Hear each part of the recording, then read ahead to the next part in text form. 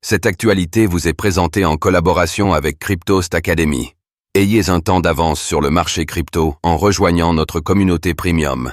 Le FBI a créé sa propre crypto-monnaie nommée NextFund AI. Dans quel but?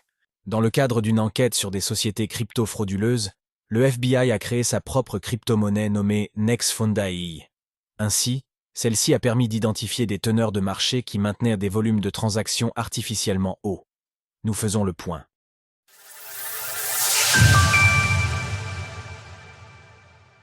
Le FBI a lancé sa crypto-monnaie pour piéger des fraudeurs.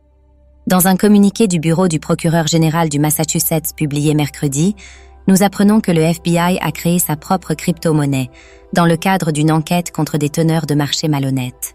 Pour rappel, le rôle d'un teneur de marché est d'assurer la liquidité sur un actif, afin d'aider les acheteurs ou les vendeurs à conclure leurs transactions.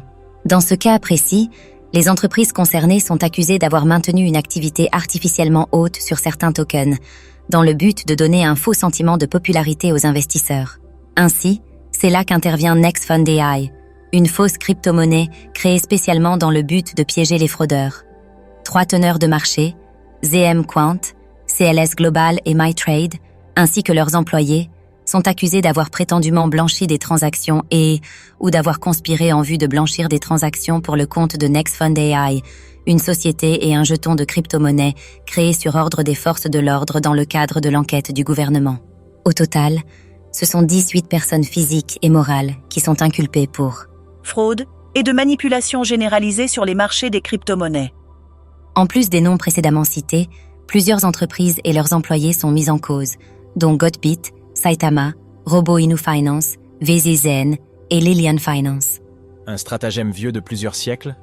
Si les fraudes de type pump and dump sont si répandues dans l'écosystème des crypto-monnaies, cela tient plus de la popularité de cette classe d'actifs et de l'attrait pour l'argent facile de certaines personnes crédules que de la technologie en tant que telle. D'ailleurs, le procureur par intérim Joshua Levy reconnaît que le concept utilisé ici est loin d'être nouveau. Cette enquête, la première du genre, a permis d'identifier de nombreux fraudeurs dans le secteur des crypto-monnaies. Le whitewash trading est depuis longtemps interdit sur les marchés financiers et les crypto-monnaies ne font pas exception. Il s'agit de cas où une technologie innovante, les crypto-monnaies, a rencontré un stratagème vieux de plusieurs siècles, le pump and dump.